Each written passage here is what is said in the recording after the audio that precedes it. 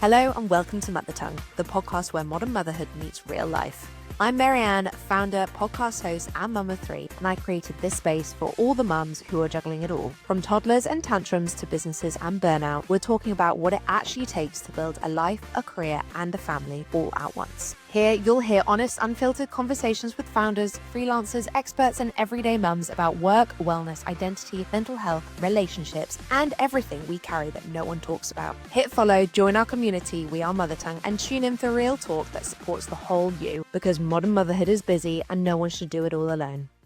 We are so incredibly excited to welcome Harriet Mandak back to Mother Tongue.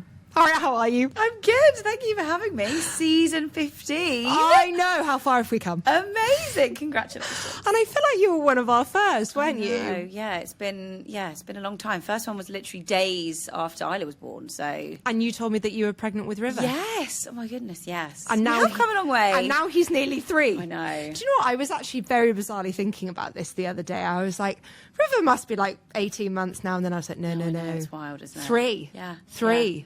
How has that happened? I know, it's crazy. Time is just absolutely flying at the it really moment, has. and I can't quite get a grip on No, it. don't.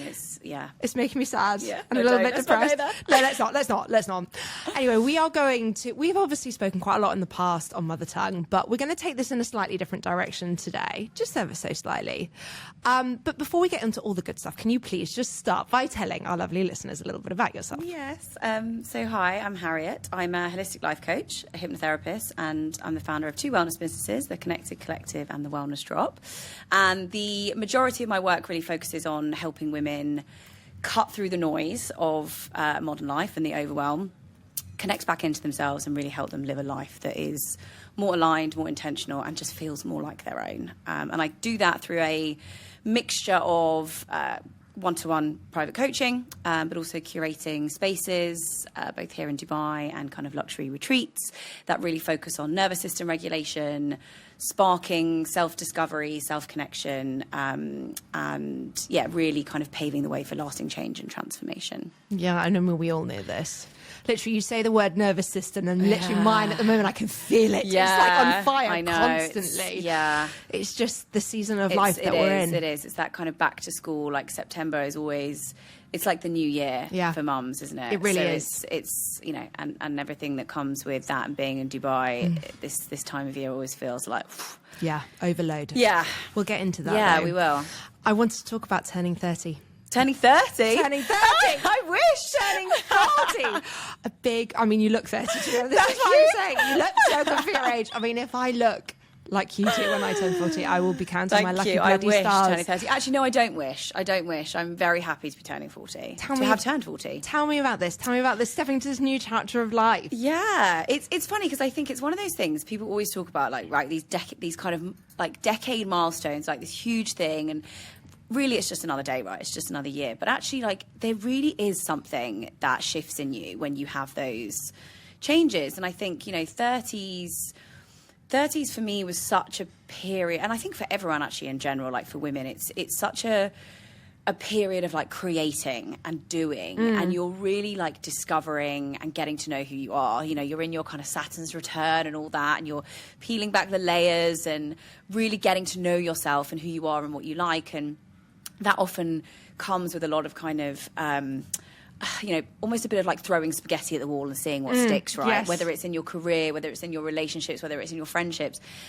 And I think like turning 40, I don't know, I really do feel this shift in kind of like, I know who I am now. I really have a better understanding of what I want this next season of my life to look like and to feel like. And I'm very intentional about making that happen. I'm excited. It's been a. I went from I'm not going to do anything for my birthday to having about 10,000 celebrations. Which I love. So I'm done now. But I'm excited for the next chapter for sure. Can you tell me a bit about the 30s then? What do you think were the biggest changes for you? What spaghetti did you throw at the wall? What stuck? What fell down? And how are your 40s going to look? Yeah, great question.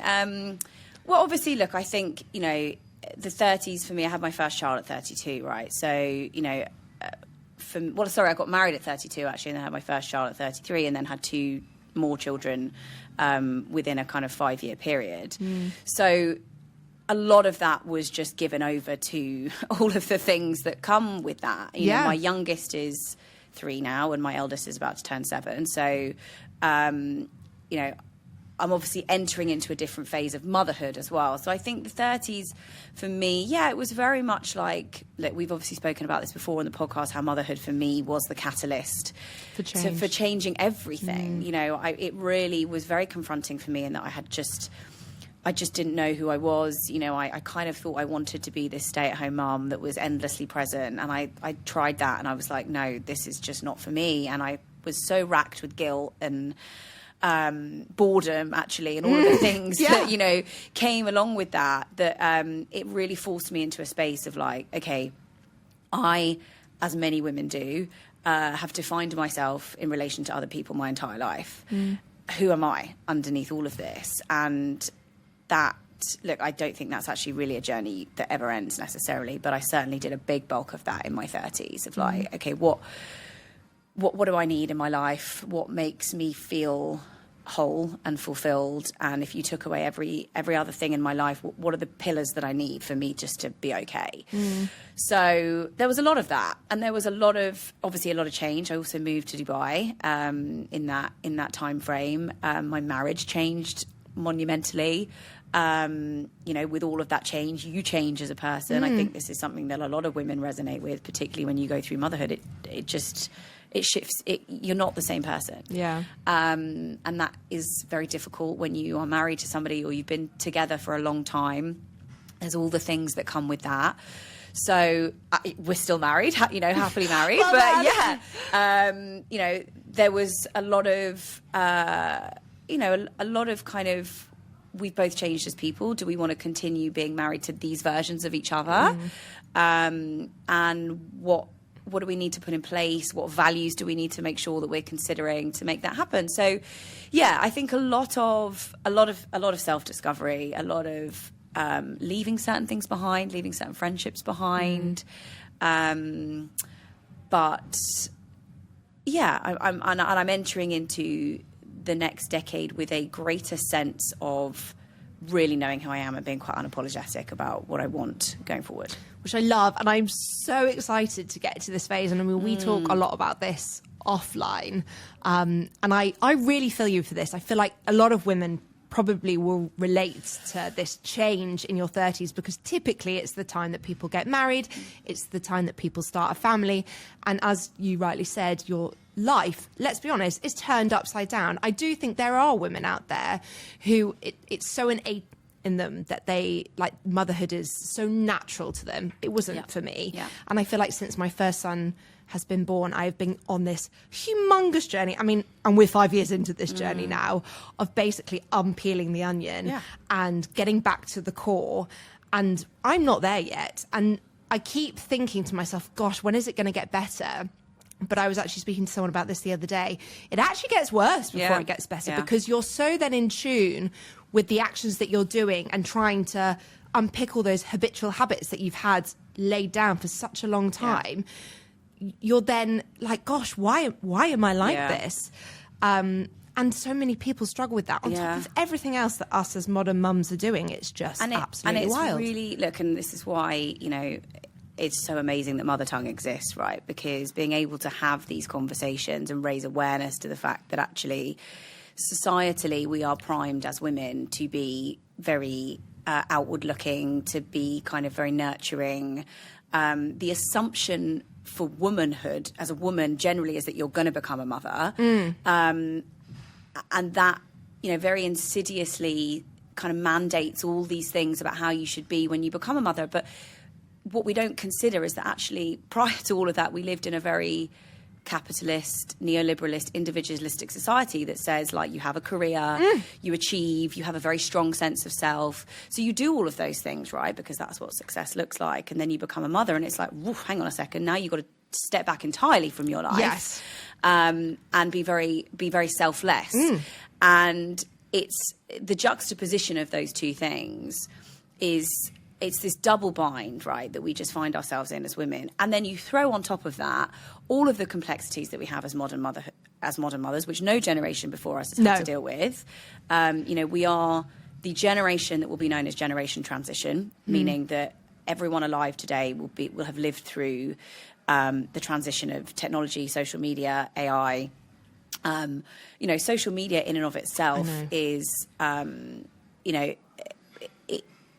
back in the day, right, you just had to raise your kids. Yeah. And the only people that were judging you were your mother-in-law and your neighbours. Yeah.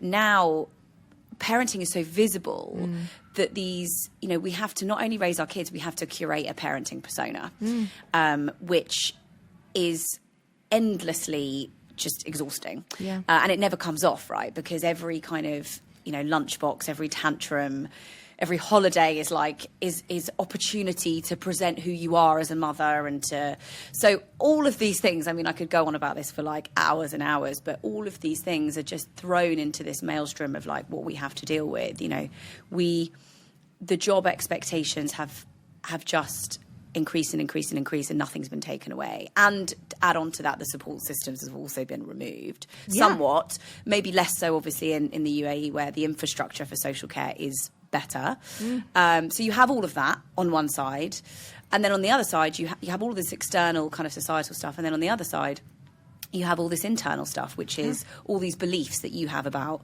what a good mum is. So yeah, I mean, sorry, tangent there, but like, that's why this period of motherhood is just so, it feels hard because it's unbelievably hard. It is hard. And we don't have a blueprint for it. No. And so any spaces like podcasts or, the spaces that I curate for women on retreats, and anyone who's, does these things, like that's why these things are necessary, because we are really in uncharted waters as parents and mothers. We are, and it's really difficult to know what to do to fix this situation, because as you said, I mean, and I played this game for such a long time, there is this whole social space where you want to show up to be seen that you're like the best mother possible, that you're kind of following the protocol, that you're doing what everyone else is doing, that, your kids are entertained and doing after school activities and everything every single day of the week. I care a little bit less now. I actually feel more comfortable in the lane that I'm in, but it's really, really difficult. And yes, we have great support systems out here. There are great schools, there's great nurseries. We're lucky enough to have live-in help. But still, there are certain things that are expected of a mum, whether that's society putting that on you or yourself putting that on you, but also logistically putting that yourself on you. Like, the supermarket shop. My husband, he actually did a supermarket shop the other day, and the stuff that arrived to my house, I was like, fuck, you've never done this beforehand, have you? Yeah. I was like, this is wild. You clearly also don't look at anything when you take it out of the cupboard. Because that's a great representation of the mental load, right? He can execute the task, but actually the planning and the conception that goes into all of that, like what ketchup does your child like? I know. What term dates are the gymnastics courses? All of these things, all of this invisible mental load falls to mothers. Yeah. And that's, look, that is a gendered experience that comes from, again, all of the things that we just discussed, right? Yeah. And again, I was speaking about this yesterday, like this is never also about bashing dads or bashing bashing partners, because there are many amazing dads who are showing up for their families and really doing incredible work to support their partners. But you can't escape the reality that, motherhood is a very different experience as it is to fatherhood, and it impacts in many different ways, right? Through women who have careers and the motherhood penalty, all of these different things. So yes, I think you've hit the nail on the head there. You have those two different things, right? Which is one, the societal systemic issues, which are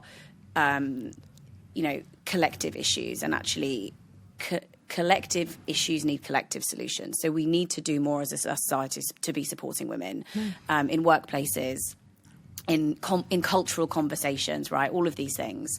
But also we as individual mothers can empower ourselves to make a lot of change in our home units. Environments as well. And a lot of that comes down to actually zooming out and going, okay, what am I believing here about what a good mum is? Do I actually believe that? does that feel important to me? Or is that just society putting that on me? And that's a lot of the work that I do, is helping pick that apart and providing context, data, research, understanding as to how we got here. It's not you. There's an amazing kind of analogy that I always use, which is there's this kind of old parable about this fish, an old fish swimming along, and he swims past two young fish and he goes, "Oh, hi boys, how's the water?" And they just turn to each other and go, "What's water?" And it's this thing, like when we don't realise that we are just marinating in these beliefs as mums about what we need to be doing and all of these expectations. And if we don't actually stop and go, okay, let's just call this out for a second. I'm one person living in this insanely busy, insanely overstimulating world, trying to do a million things. I can't do this.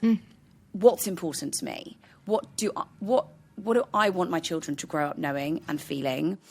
And let's just start from there and unpick and unpeel everything away. So I guess back to your original question, which was like, that happens to mums, particularly when they have kids younger. I've seen it with my friends who have had kids slightly older. They don't have these struggles as much. No, because they've had more time exactly. to understand and get to know who they are and kind of actually call BS on a lot of this stuff. That is so true, because you do spend your 20s. I mean, people who say they spend their 20s figuring out who they are. I mean, I didn't do that in my 20s. No, my God, no. I spent my 20s just being drunk. I think it's happening more and more these days, actually. Yes. Like, I've got a lot of friends now who are younger. They're like in their early 30s. And I'm like, wow, you are way more mature than I was at your age. Which is fantastic, right? But, I think, that's not always the way. And, in my experiences, a lot of women resonate when, I talk about my journey and you share these stories of like, just, so yeah, I think it's for sure a big problem. For sure, massive problem. And I mean, you said there about having supportive partners, and I definitely count my lucky stars that I have my husband, because he tries. Yeah. And I'll give him that. He tries really hard. And he actually said to me the other day, he was like, "You know what? I've just realised that I'm really bad at multitasking." I was like, "Really? We've just realised this?" Reflection. I know. I was like, "Well, that's big of you. Well Yeah. done, hun." But one thing that you actually taught me, and we've held on to this ever since, and it's one tiny step in the right direction, and I feel like anyone can also take this on at home, is splitting very clearly the household chores. Yeah. And Adam's is now healthcare. So any doctor's appointments, prescriptions that need sorting, reimbursement claim forms that need doing, if a kid needs to come out of school to go to the doctors, anything on that sense is on him. Yeah. Regardless of if he's got a full day of work or not. Yeah. Like that is his remit now. And that has actually been such a big one for us. And he knows it's a very, very clear boundary that we've put in place. He knows where the line is. He knows what's on his plate, and he manages it accordingly. And I now have to take a massive step back and be like, don't micromanage the situation, because I feel like as much as us as mums really want to hand over tasks to our support system, our husbands, nannies, I really struggle. I'm a chronic micromanager, and then I also think, well, you're not going to do it in the time that I would like to do this it. is such an an expectation. It's a really interesting one, because obviously, again, that's the mental load, right? Is I'm carrying all of these things, and okay, I will give you the execution of the task to do, but actually that's the smallest piece of it. For sure. And then they do it, and it's like they don't do it in the way that you do it, so you just rush in there again to kind of fix it. And one of the things that we did speak about on the last podcast, I know, was the fair play system. Yeah. Highly recommend. I am actually now a fair play trained facilitator, because I just found it so impactful in my own marriage. And it's a system really which essentially divides the kind of mental load of a household across everything from present buying and holiday booking and taxes to grocery shopping and kids activities, kids weekend activities. But where it's very clever is it helps people understand the actual elements that go into a task, right? So again, healthcare, that includes, right, when is Rafa due his, next checkup? Book it in, take him. It's not just the actual taking. It's all of the things that come before that actually, those are the things that will free up the cognitive space for you. For sure. So, yes, that's a fantastic tool. And I highly recommend. It's a brilliant book. Fair Play by Eve Rodsky. Okay. And you can buy the cards, which are, again, available, and you can just, that's a really great starting place. I'm going to rerun that workshop as well, because Yes. I reran it last year and it was hugely popular. So yes, that, having a supportive partner who is willing to look at the unfair bias, because it will be unfair. And look, you're going to do that. I promise you, every single woman most likely will do that Fair Play deck, and you're not trying to get to a 50-50 split. No. You're just trying to have some acknowledgement and some understanding of, like, this is what I'm carrying. Can you please just take all of these things off my plate? So yeah, that's a fantastic tool for really looking at that. And then the second part of that is also, as you said, really acknowledging, where am I a little bit implicit here? Yes. In where am I holding myself back a little bit? And actually feeling that discomfort of, like, okay, I'm going to hand this over to him and I'm just going to let him try. And fail, by the way, because they will. But it's a bit like you bring on a new team member, right? Yeah. You don't expect them to do everything perfectly immediately. So we also have to recognise and acknowledge where we are actually our own worst enemies. Yes, in kind of internalising all of that. Well, this is my job, so I should be doing it. And where we can actually just fully let go. Yeah.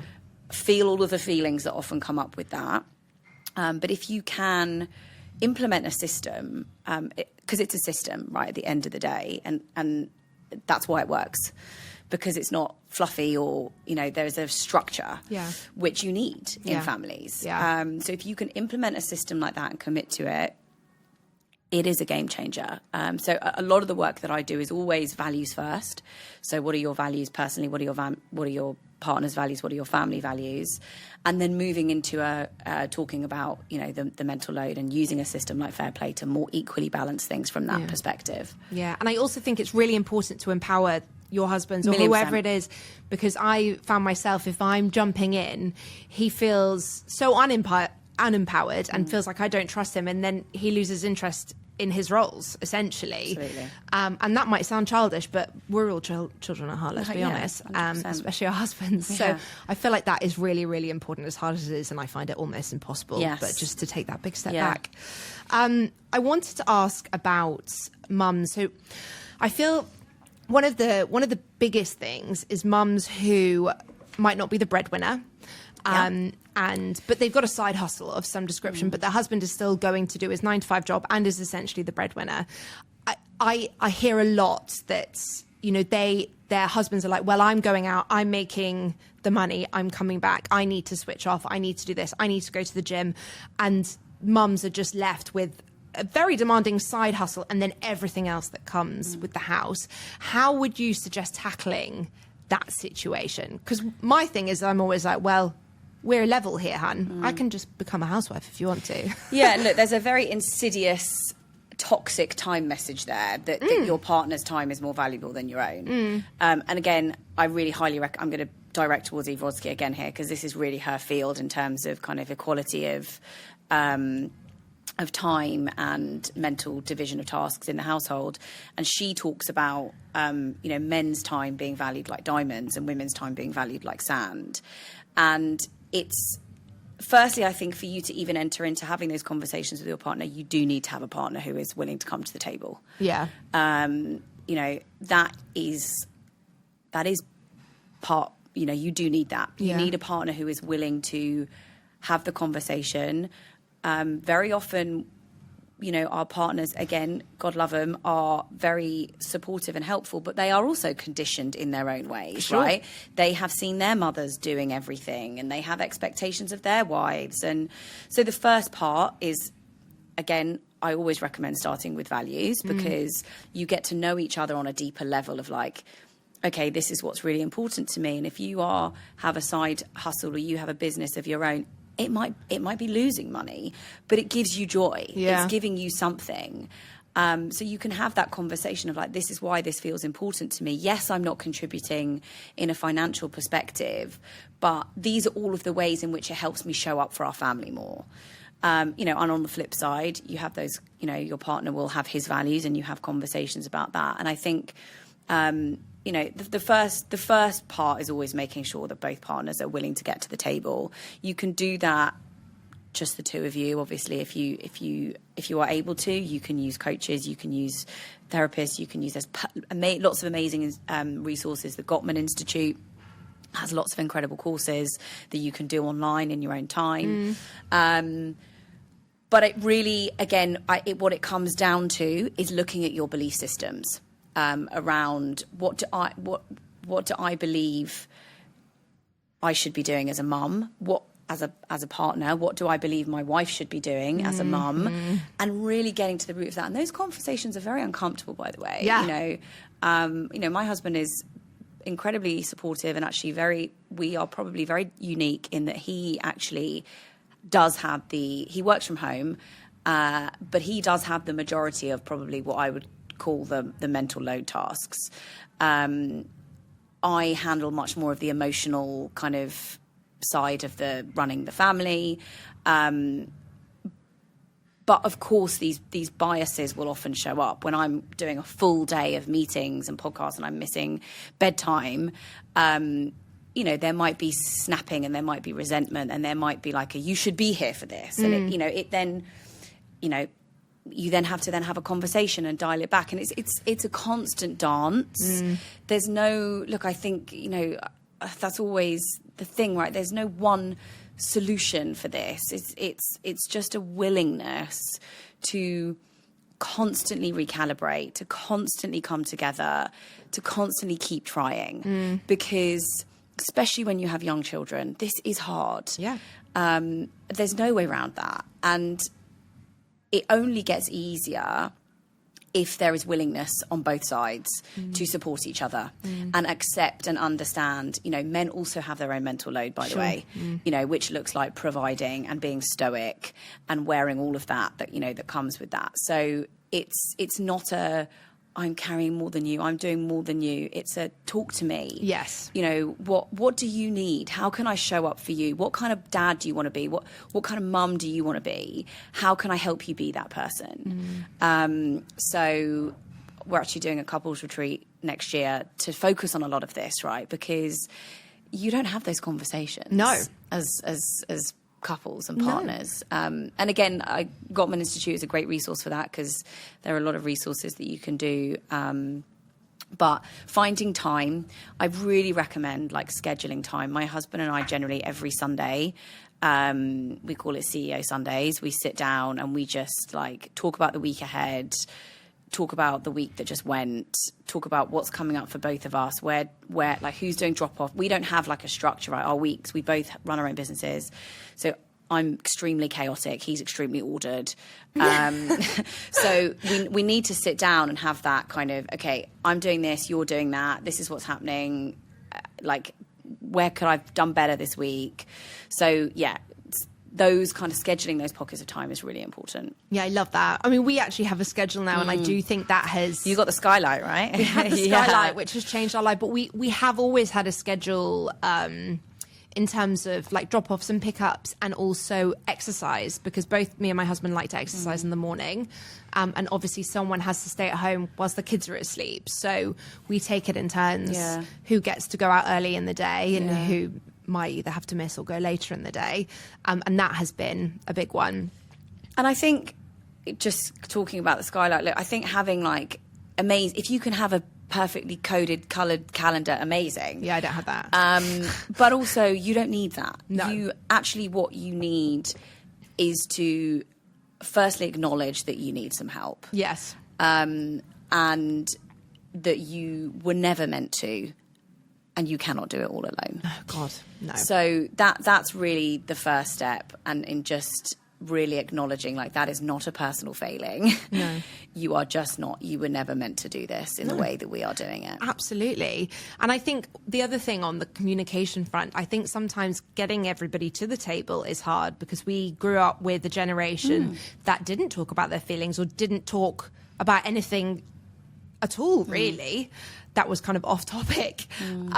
So I think sometimes people really, really struggle to communicate how they're feeling, and instead just let that resentment build up, and then it bursts out another way. And I mean, I know I was that was me for such a long time. I would just let the resentment build and build and build until I overflowed and just spat. Yeah. Whereas now I feel like we are getting into a place, especially this time round with the baby, this postpartum period, I think we have been the best we've ever been in terms of communicating and actually getting through it in one piece and not, wanting to punch each other in the face. And you know what? I think you really need to celebrate that. Oh, agreed. We do. Very often it goes the other way. Yeah. And every child you add to the family adds to the mental load. And particularly if you're having those children in fairly close succession. So I also think that we're not very good at acknowledging what we do right. So I really think that, you should 100%, applaud and celebrate both of you for actually feeling like, we're not nailing it all the time, but we're doing a little better. Yeah, we are. We are. And I'm actually quite proud of us. Yeah. There's so much that I want to unpick, but I want to talk about burnout and balance and the rise in neurodiverse issues, because this is a topic that we, again, personally have talked about a lot. Yeah. And I have unpicked this a lot actually recently. I find it fascinating. I have been that mum in the cycle of burnout for as long as I can remember. And I think actually this is the first time in a really long time that I haven't been burnt out. That's another thing to celebrate. True. Not to say that I'm not stressed and cortisol levels are not all over the shop, because they definitely are. But it's definitely a step in the right direction. There's obviously ADHD has become such a big buzzword at the moment, or ADD. Lots of people are being diagnosed. Do you think that there is overdiagnosis happening at the moment, or do you think that because of social media and everything else that is prevalent and the way that life is so fast-paced and so urgent, that people who might have gone unnoticed in the past, it's becoming more prevalent because the lifestyle that we lead is bringing these symptoms out of us? Yeah, and look, I have a very personal experience of this, and I haven't actually shared this before publicly because it's a difficult one. I think, firstly, the rise of awareness of ADHD in women is an amazing thing. Because there are many undiagnosed women, such as yourself, who have struggled their entire lives thinking, why is everyone else smashing this and I'm not? Why is it just me? Why am I forgetful? Why am I disorganized? All of these things. And that was me. So 2 years ago, I've actually always been that way. I've always been very disorganized. I've always been very scatty. And it reached a point where it was just unmanageable. And I would walk into rooms and I would forget why I'd walked into them. I would be in conversation, sometimes even with clients, by the way, and I would zone out of the conversation. My husband would ask me to do something and I'd forget within 30 seconds, and it was really causing issues in our relationship. And I would forget things from my kids' school, all of these things, right, that we all do. And the trigger for me, because I had done a lot of work on myself, was that I was really beating myself up and that I was being really unkind to myself, which to me was like, something is wrong here because I don't do this. And I was really slipping into a shame cycle. And this was around the same time that all of this stuff started to come out about ADHD. And I was like reading everything and I was like, oh my God, this is me. This is me. I tick every single box. So I went to a clinical psychiatrist. I think it's a clinical psychiatrist who does the diagnosis here in the UAE. Had a 2.5-hour questionnaire, and I walked out of that office with an ADHD diagnosis. And part of me was so validated, and part of me was like, oh my God, thank God.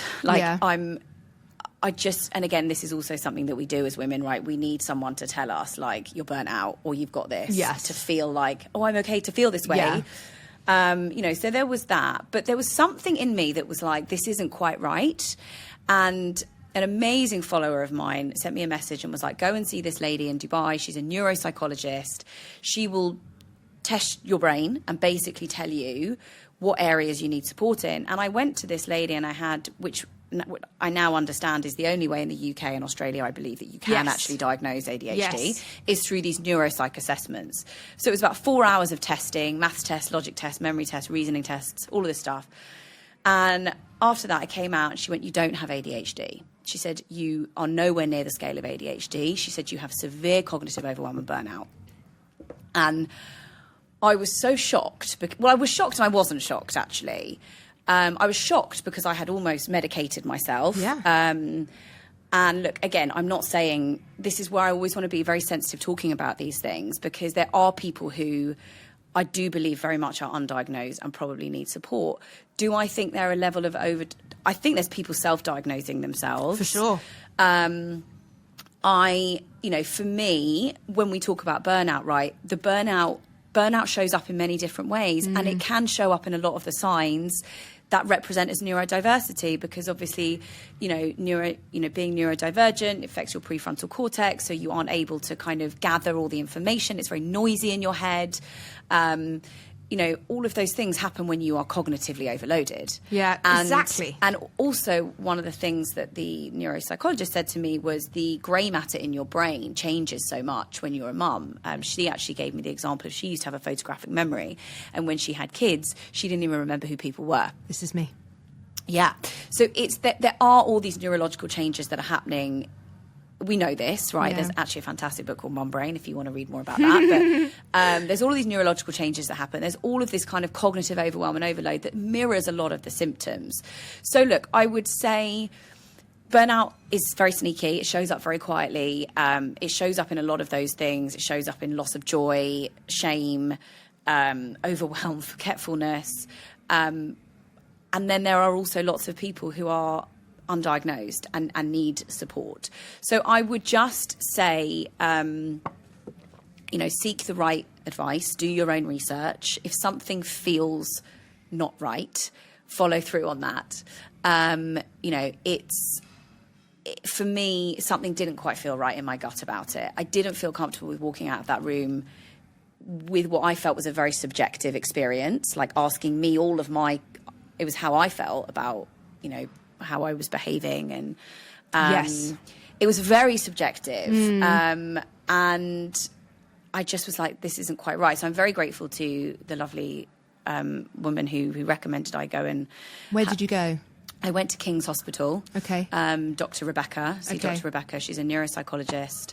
The test is it's around 8,000 dirhams, but I got pre-approval. Okay.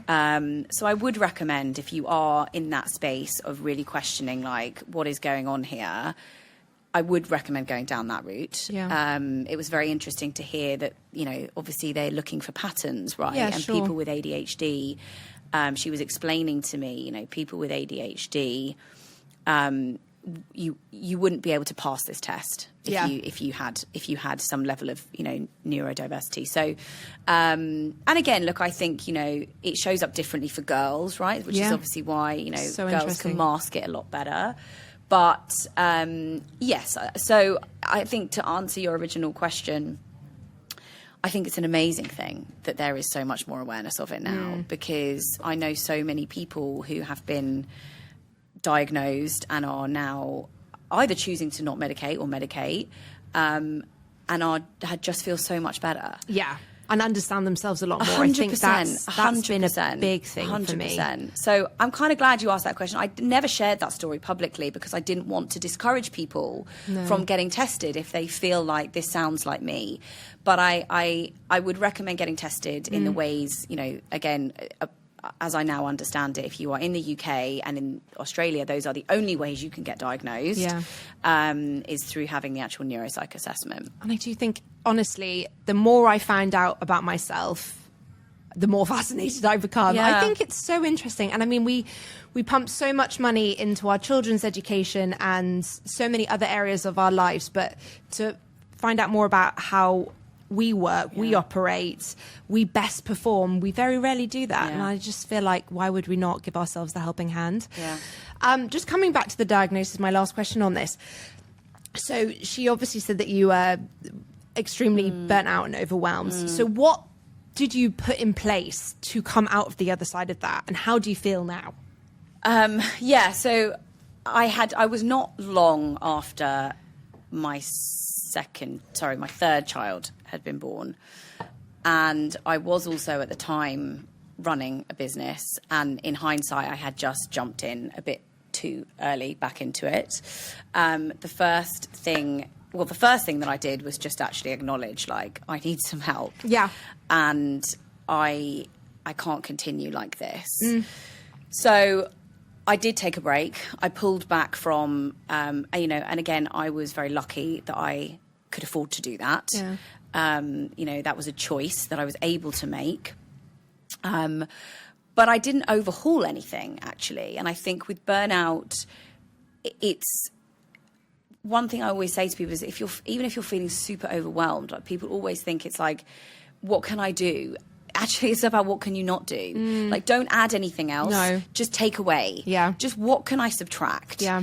And that was really what I did. I had conversations with some friends about, I can't show up for you at the moment in the ways that you need me. I need to just be present for myself and my family. That has massively followed through, actually. And it's one of the things that I've really stuck to is just not overscheduling myself. Yes. My weekends now, we talk about boundaries, right? But like I fiercely protect my weekend time. I spend a lot of my week with people, doing things, doing meetings, connecting with people. That's very important to me and I love it. But when I get to the weekend, all I want to do is be with my family at home. And that means saying no to birthday parties, to barbecues, and I really try not to do this. But sometimes it means, pulling out of events that maybe have been planned. But I am pretty strict about that, because that time at the weekend with my family replenishes me. Yeah. So, yeah, I think it's firstly, like, look, the first thing is recognizing, like, I'm not okay and I need some support. And what does that support look like? Yeah. Reaching out to a therapist, a coach, a partner, a friend, and then just subtracting. Yeah, and this is interesting, this subtracting thing, because I think, again, the further down this journey I go, the more I realise that there are a lot of things in my life that I do on a daily basis that I'm resentful for. And for the longest time, I haven't plugged into that because I've just been like, this is work, this is what I'm doing. And now I actually think about it, the resentment actually then builds the stress and the anxiety because I'm annoyed at the fact that I'm having to do some of the things that I'm actually doing. And I could make the easy swaps and stop doing what I'm doing, which I'm in the process of doing. But sometimes it's really hard to actually stick to your guns and be like, right, I'm not going to do this, even though the money is X or even though the reward is X or whatever it is. I think we've really got to get better at leaning into sometimes, which might be the uncomfortable choice to make, but will make us feel so much better. And this is where the values piece really comes in, right? All of my coaching is very values led, firstly and foremostly, like what do you need in your life? And that's what you use to recalibrate balance, right? So when you recognize, like, actually I've got all of my burners on at once. Yeah. What do I need to turn down here? Yeah. What can I, and again, that analogy, right? Of like, for me, having 3 kids, running 3 businesses looks like constantly spinning plates and also smashing them. Oh, yeah. But also recognizing, all right, that one's okay to smash. And actually sometimes, oops, that one was not okay to smash. You're not going to get it right all of the time. Yeah. But you have to, recognize, like, use your values as a touchstone. Yeah. Because otherwise you get pulled into so many different things and that's where you feel resentful. For sure. So, like I always say, that's the most powerful piece of work you could ever do as a human, actually, is really know, like, what do you need? What's your compass? That is what it is. It's your compass. And then build the boundaries around that, which 1,000,000%. Again is a whole other conversation, which I'm not sure we're going to have time to go into. I told you we'd go off on a tangent. Know. Yeah. Well, I wanted to go into a Dubai specific question, and I think this is probably the same in any big city, because I definitely felt a change of pace when I was in England and in the countryside. Yeah. The sense of urgency here is wild, and not just the sense of urgency, because I think this is, men, women, mums, dads, whoever you are, you feel the sense of urgency in this city if you're living here.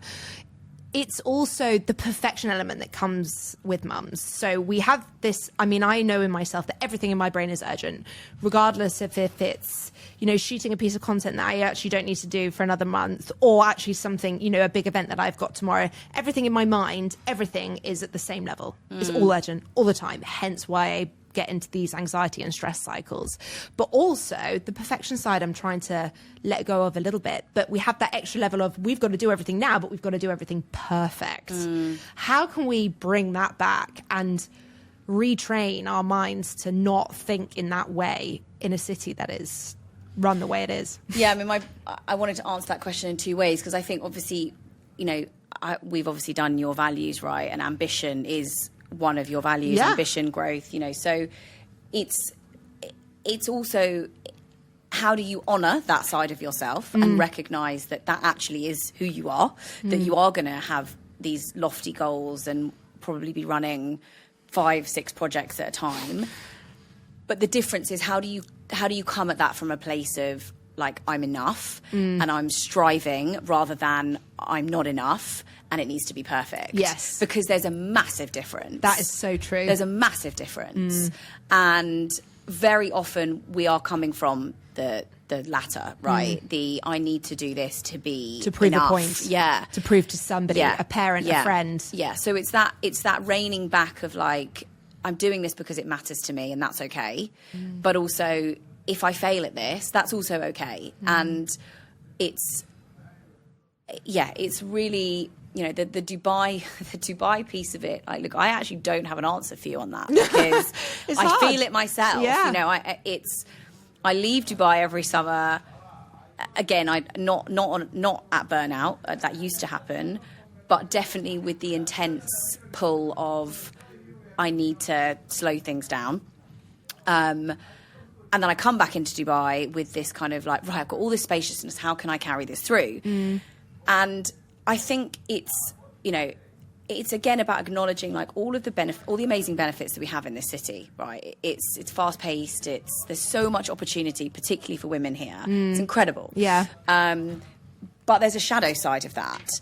And again, it is just, like, compassion is the antidote to all of that. Yeah. You know, your life will change when you start being kinder to yourself, when you start acknowledging, like, this, you know, again, you've chosen to live in a city partly probably because you have these values, and because you are ambitious, and because you value growth, and but nothing's perfect, and you know, you have to also recognise that when you're pushing too hard on one value, there's always going to be a shadow side of that. Yeah. So using compassion to kind of come back to that, where, you know, where am I feeling burnt out? What do I need? How can I slow down in this season? How can I find pockets of spaciousness for myself in this overwhelming life? That is why I started the Connected Collective, by the way, because, and I started it as a membership deliberately so that women could commit to 3 hours a month, by the way, once a month for 3 hours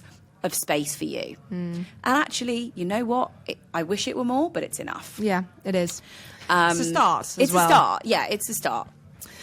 We're going to go into our quickfire round before we have our final questions. Okay. Are you ready? Okay, what is one product you currently swear by? My values cards. Can I I say that? Yeah. Yeah, got to be those. I mean, I agree with that. Yeah. Coffee or matcha? Always coffee. What's one habit that helps you feel more organised or grounded? What's one habit that makes me feel more organised or grounded? I brain dump everything in the morning on my phone. Yeah, I brain dump on my notes every single morning. This. Yeah, it just, like, gets everything out of my mind. And I just do it on my notes app. Yeah, that. Love that. Yeah. What's your current favourite AI tool or app, and how does it help you? I mean, I am a chat GPT user. Me too. But I am being very disciplined with ChatGPT because I don't get it to write for me. because I feel like I'm losing I tried that for a while and I felt like I was losing my creativity. Yeah. So I use it for like admin tasks. I also write, and then it's super helpful for the wellness drop when we're curating lots of information.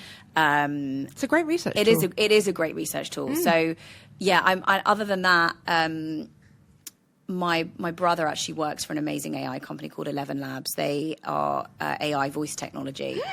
And I've been working with there's some amazing things that they can do for people in kind of audiobooks and wow. Yeah, it's cool. It's cool technology. So I've been using that a little bit. But yeah, ChatGPT. Love this. One business or motherhood hack that you couldn't live without? One business is in an external business? Yeah, one of your business hacks or motherhood hacks. You can tell I didn't look at these questions before. One, I would just say, like I'm fiercely protective of my personal time. Like that's really the only hack I would say I really commit to. Like every morning I ask my husband to take the kids down for like 15 minutes and he gets them ready with the nanny while I just take 10 minutes and like do a meditation. It doesn't happen every morning actually, but that helps me just show up in a way that is better for everyone. I wish I had that. Throughout the whole day. And go to wellness routine that is under 10 minutes. That actually, just 10 minutes. Sometimes I'll put on a meditation. Sometimes I just lie. I've got a red light dome that I put on, and I'll just lie under that for kind of 10 minutes and just stillness. Also, legs up the wall. That's a great one. When you're feeling a bit overwhelmed, just lie on the floor, legs up the wall. Like, just really calms my mind. Actually, obviously, from a kind of proprioceptive way, it helps your body locate where it is in space and time. So if you're feeling a bit anxious and overwhelmed, that's a great one. The mat that you recommended to me that I get Adam for Christmas as well. Yes, the red light mat. No, the spiky mat. Oh, the acupuncture mat. Yeah, it's a great one. This has been a game changer. Yeah, that's for a great me. one. That really there are calms lots of me little down. hacks like that. But look, at the end of the day, like you have all the tools you need. You've got your breath in your body, and that's what you need. Yeah. What's the single most powerful thing that has helped you either in family life or business life? I'm going to sound like a broken record, but values. Love this. Yeah, like we're going to link these. Yeah, we're going to link these. Yeah, sorry, I'm not plugging, but like.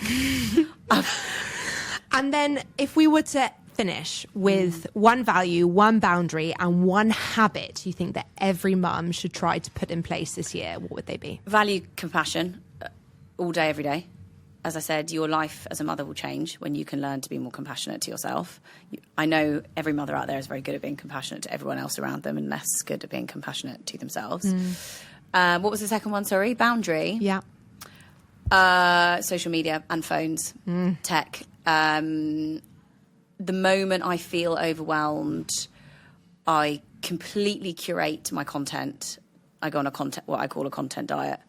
Whereby I don't consume any content or I am very boundaried about the moment I start to feel anything other than inspired or joyful, I go off. How do you do that though? Because I go the other direction. Yeah, yeah. I then go more, and it's like I can't stop myself from that automatic reaction. So there's partly it's habit. So like you have to create that cognitive dissonance of like this isn't serving me anymore, but also like just not going on stories is quite a big one. So hard. Sleeping with my phone not in the bedroom. Yeah, I do this. But I would say like I always say it to my clients, like if you are feeling overwhelmed,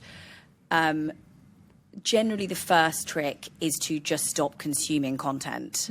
And by that, I'm generally talking social media.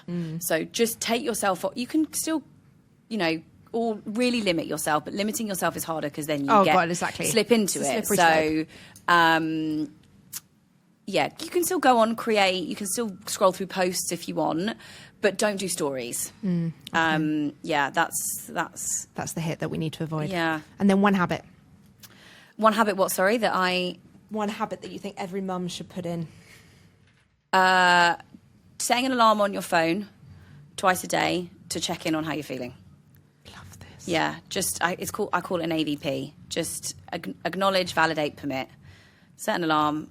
How am I feeling? God, I'm feeling really tense. I'm clenching my jaw. Totally makes sense. Totally allowed to feel this way. That will change your life, I promise. And Harriet, for anyone who wants to reach out, find you, where can they find you? So you can find me on Instagram, Harriet_Mandak, my website, harrietmandak.com. The Connected Collective and the Wellness Drop Instagrams are both linked to my page as well. Thank you for having me. Thanks for coming. What a great chat. I've loved it. Thanks.